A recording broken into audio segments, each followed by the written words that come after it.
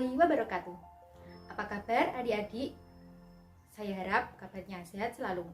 Tetap jaga kesehatan, jangan lupa pakai masker dan hindari kerumunan. Nah, selama pandemi, pembelajaran dilakukan secara daring, pasti adik-adik banyak menghabiskan waktu di rumah.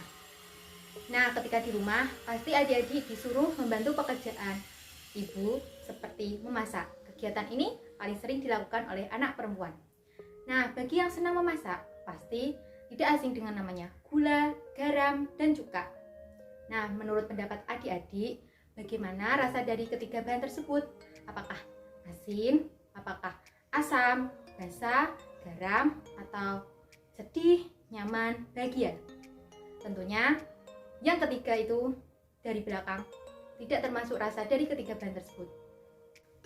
Baiklah, hari ini kita akan belajar tentang larutan asam, basah, dan garam. Tujuan pembelajaran dari materi ini adalah peserta didik dapat mengidentifikasi sifat larutan asam, basah, dan garam. Peserta didik dapat menjelaskan perbedaan larutan asam, basah, dan garam, serta peserta didik dapat menyajikan hasil penyelidikan sifat larutan asam, basah, dan garam menggunakan indikator buatan. Baik, kita mulai materi hari ini. Pada dasarnya, larutan yang kita kenal dalam kehidupan sehari-hari dapat kita kelompokkan menjadi larutan yang bersifat asam, basah, atau garam.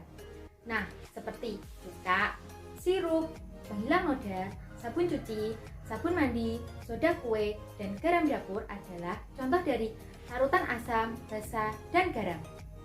Nah, yang pertama kita akan membahas asam. Asam didefinisikan sebagai senyawa yang menghasilkan ion hidrogen atau H+ ketika larut dalam pelarut, misalnya air. Tentu adik-adik pasti sudah mengenal larutan asam dalam kehidupan sehari-hari, contohnya jeruk, lemon, dan cuka. Asam memiliki beberapa ciri-ciri. Yang pertama, rasanya masam, tidak boleh dicoba kecuali dalam makanan. Yang kedua, dapat menimbulkan korosi. Dan yang ketiga, mengubah kertas lakmus biru menjadi merah. Larutan asam juga dapat menimbulkan dampak negatif bagi lingkungan seperti terjadinya hujan asam yang dapat menimbulkan terjadinya kerusakan pada bangunan, gedung, dan patung. Hujan asam terjadi bila terdapat kadar gas belerang dioksida dan nitrogen oksida di atas atmosfer sangat tinggi. Gas ini akan bereaksi dengan air di atmosfer dan membentuk sulfur, sulfat, asam nitrat, dan senyawa yang lainnya. Nah, ketika terjadinya hujan, air yang dihasilkan bersifat lebih asam dari keadaan normal. Air hujan inilah yang kita kenal dengan sebutan hujan asam. Selanjutnya, kita akan membahas larutan basah. Basah didefinisikan sebagai senyawa yang menghasilkan ion hidroksida atau OH- ketika larut dalam pelarut air. Contoh benda yang bersifat basah adalah sabun cuci, sabun mandi, dan masih banyak lagi yang lainnya. Basah memiliki ciri-ciri: 1. Mempunyai rasa agak pahit, tidak boleh dicoba. 2. Terasa licin di kulit. Dan yang ketiga, mengubah kertas lakmus merah di biru. Selanjutnya, netralisasi. Dalam kehidupan sehari-hari, larutan asam sering direaksikan dengan larutan basah untuk menghasilkan senyawa netral atau kita kenal dengan reaksi netralisasi. Larutan basah akan menetralkan larutan asam yang membentuk air atau H2O dan membentuk garam. Contoh penerapan reaksi netralisasi dalam kehidupan sehari-hari adalah obat MAH. Nah, di sini kakak mempunyai sebuah pertanyaan tentang obat MAH, yaitu mengapa obat MAH dapat menetralkan asam lambung dan apa sifat dari obat MAH tersebut?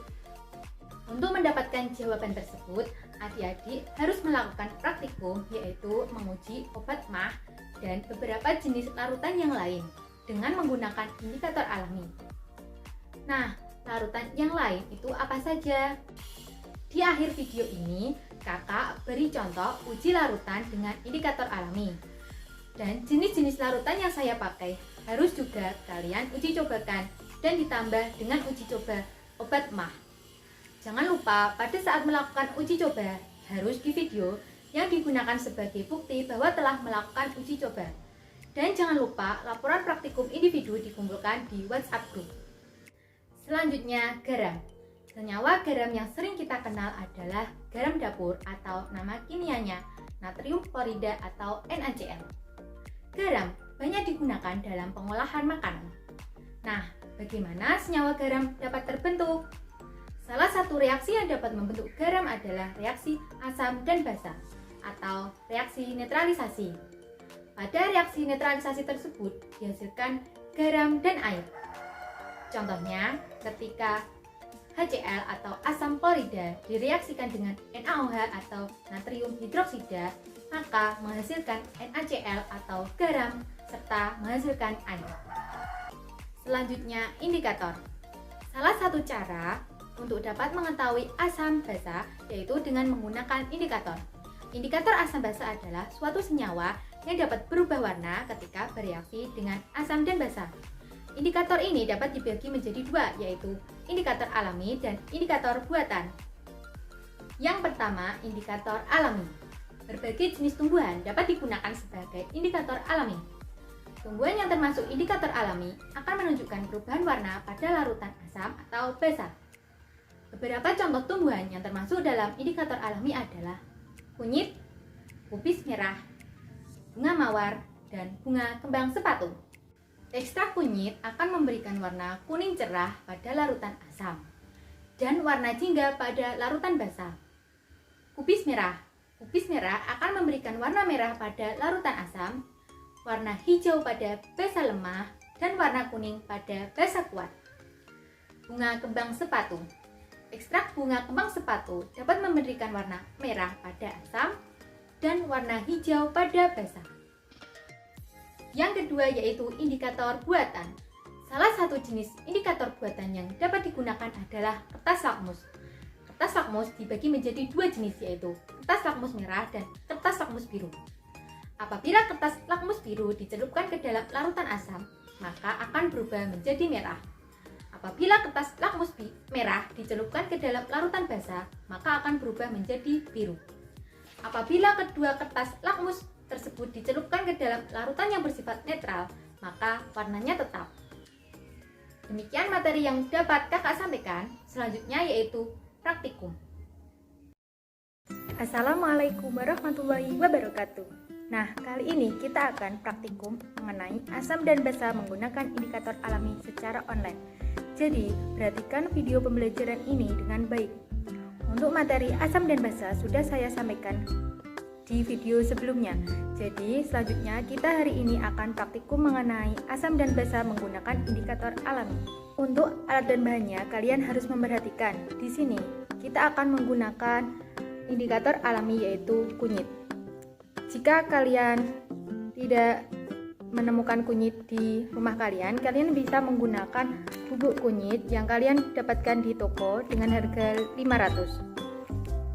Nah, yang kita uji apa saja? Jadi, karena di sini materinya asam dan basa, maka kita akan menguji larutan asam, larutan basa, dan netral. Di sini posisi kita belum mengetahui mana yang larutan asam, mana yang larutan basa, dan mana yang larutan netral. Makanya di sini kita harus mempraktekannya. Nah, bahan yang pertama yaitu gula. Di sini sudah ada gulanya. Karena yang diuji adalah larutan, maka kita akan menambahkan air sedikit. Sedikit saja ya. Kemudian kita aduk menggunakan pengaduk sampai hingga gulanya larut. Selanjutnya yaitu garam. Di sini sudah ada garamnya, lalu kita tambahkan air karena yang diuji adalah larutan. Sedikit saja. Kemudian aduk dengan menggunakan pengaduk hingga larut. Usahakan pengaduknya beda. Aduk hingga garamnya larut. Yang ketiga yaitu jeruk nipis. Kita peras jeruk nipis ke dalam wadah ini dengan hati-hati sehingga didapatkan airnya yang akan diuji nanti. Yang keempat yaitu cuka. Kita tuang cuka ke dalam wadah. Sedikit saja, jangan banyak-banyak.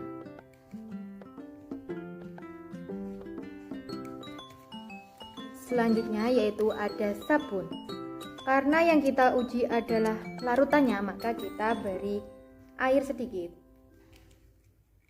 Setelah itu aduk dengan menggunakan pengaduk yang lain. aduk sabun hingga larut.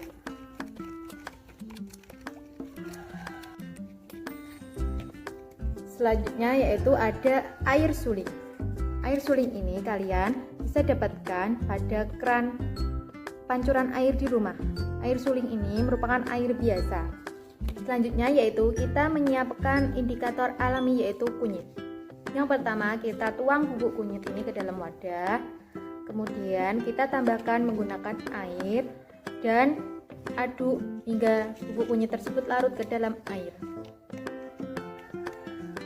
Langkah pertama yaitu masukkan indikator kunyit ini ke dalam masing-masing larutan yang sudah disiapkan.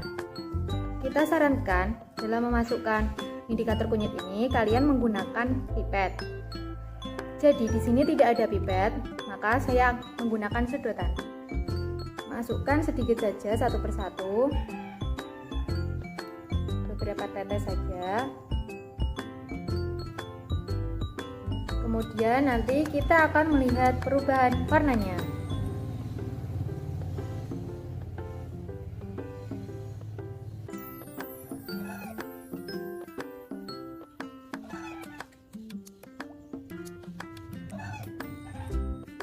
Oke, setelah semuanya kita masukkan ke dalam masing-masing larutan, kita bisa mengidentifikasi mana yang larutan asam, mana yang larutan basa, dan mana yang larutan netral. Oke, ada 3 gradasi warna dalam indikator kali ini. Yang pertama yaitu ada yang warnanya gelap, ada yang warnanya bening, dan juga ada yang warnanya kuning cerah. Oke, sekarang kita kelompokkan mana yang gelap, mana yang bening, dan mana yang cerah. Di sini yang gelap hanya pada larutan sabun, warnanya gelap keruh. Selanjutnya yang bening ada larutan garam, larutan air, dan larutan gula. Ketiga ini merupakan larutan yang berwarna bening. Dan ada juga larutan yang berwarna cerah seperti ini, beda ya sama yang ini. Yang cerah ada jeruk dan ada cuka. Oke, dari praktikum kali ini kita dapat menyimpulkan bahwa yang berwarna gelap adalah sabun. Air sabun ini merupakan larutan yang bersifat basa. Karena basa jika diberi indikator alami maka dia akan berubah menjadi keruh atau gelap. Yang kedua yaitu yang berwarna bening, yaitu larutan garam, gula, dan air. Larutan yang berwarna bening ini bersifat netral, yaitu tidak asam dan tidak basa. Netral ini memiliki pH 7. Untuk yang berwarna kuning cerah ini merupakan larutan asam, yaitu jeruk dan cuka. Larutan asam jika diberi indikator alami, maka dia akan berubah menjadi warna yang cerah. Untuk yang basa ini, semakin kuat warnanya, maka pH-nya juga semakin tinggi. Demikian praktikum kali ini, semoga dapat bermanfaat dan setelah melihat praktikum ini kalian bisa praktikumkan dengan indikator yang lain. Sekian dari saya, terima kasih. Wassalamualaikum warahmatullahi wabarakatuh. Jadi itulah tadi penjelasan larutan asam, basa, dan garam. Terima kasih telah menyaksikan video pembelajaran kali ini, semoga bermanfaat.